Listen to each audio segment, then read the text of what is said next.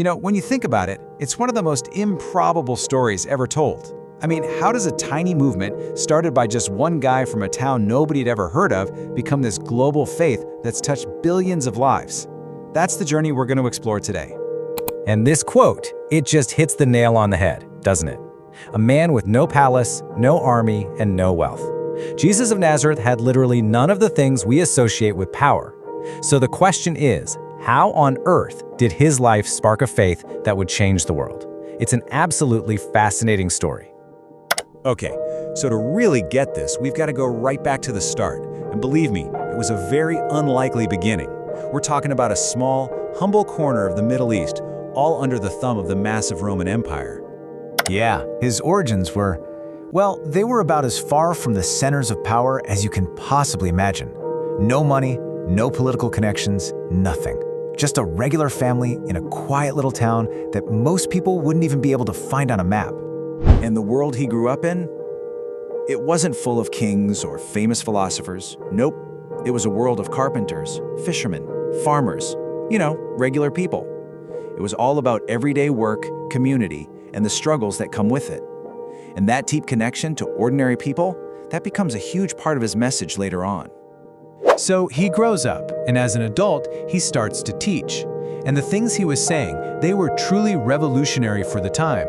I mean, we're talking about ideas that shook the very foundations of how society and religion worked.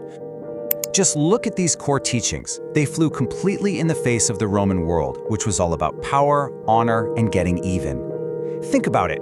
In a society with these super strict hierarchies and honestly pretty brutal justice, you have someone saying, love your enemies, help the poor, forgive the people who hurt you. Wow.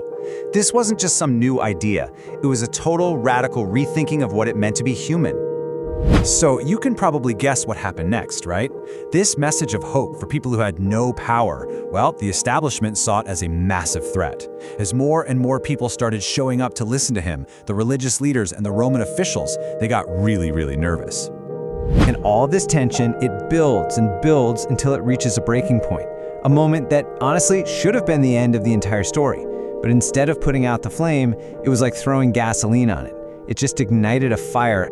So you have the arrest, the trial, and then the crucifixion, a brutal public execution. That should have been it. Game over. His followers were absolutely crushed, they scattered, they figured it was all for nothing. But then something happened that changed everything. The resurrection. This one belief completely transformed the situation. It took this small group of scared, heartbroken people and turned them into fearless messengers. They suddenly had a conviction so powerful that they were willing to die for it. And that belief became the absolute core, the very heart of this new Christian faith. Okay, so with this incredible new energy, this belief in the resurrection, the message starts to spread. And I mean, it spreads like wildfire. This faith was officially on the move. And a huge part of that spread comes down to the transformation of one single man. You've got this guy, Saul of Tarsus. And he's not just an opponent, he's a fierce enemy of Jesus' followers. But then he has this dramatic conversion experience, and he becomes Paul the Apostle. And as Paul, he turns into one of the most passionate, effective missionaries in all of history. I mean, this guy was relentless. Paul traveled all over the Roman Empire, setting up these new Christian communities everywhere he went. The letters he wrote back to these churches he started, they actually make up a huge chunk of the New Testament.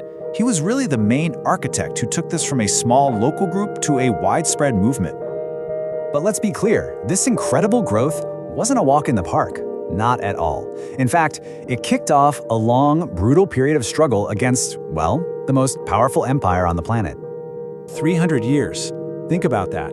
For almost 3 centuries, just calling yourself a Christian could get you killed. The Roman state actively persecuted them. And yet, and this is the amazing part, their numbers just kept growing, completely against the odds. It seems their commitment, even when facing death, was so powerful it actually drew more and more people in. And then, you get one of the most incredible plot twists in all of history. The faith that was once persecuted becomes the faith of the emperor himself. In 313 AD, Emperor Constantine makes it legal. And get this, by the end of that same century, it's the official state religion of the Roman Empire, the very empire that spent centuries trying to destroy it. So let's just recap that journey for a second. It's truly mind-blowing. It starts with a poor man from a small town, delivers a radical message of love, sparks a movement with a belief in resurrection, and ends up becoming the official religion of the most powerful empire in the world. Just wow. It's an incredible story of hope, of sacrifice, and of how one powerful idea can actually outlast an empire. And it really leaves you with a big question, doesn't it? What does it truly take for a single idea, born in a small, forgotten town, to change the entire world?